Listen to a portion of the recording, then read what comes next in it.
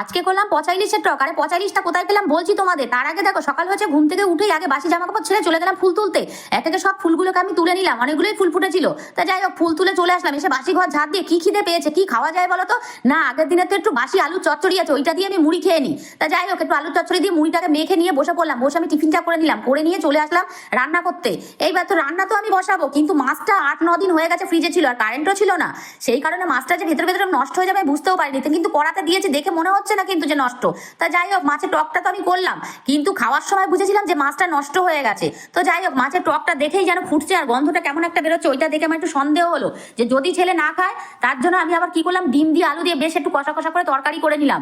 একটু ঝিঙে পোস্তও করে নিয়েছি।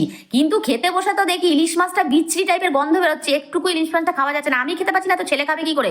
লাস্টে কি করবো, ইলিশ মাছটা দিয়ে দিলাম বিড়ালে। আর বিড়ালটা বসে রয়েছে ইলিশ মাছটা খাওয়ার জন্য। ইলিশ মাছটা গেল বিড়ালের পেটে, আর আমার পেটে আর গেল না। বন্ধুরা, আমার ভিডিও যদি তোমাদের ভালো লেগে থাকে, তোমরা ফলো সাবস্ক্রাইব করতে ভুলো না।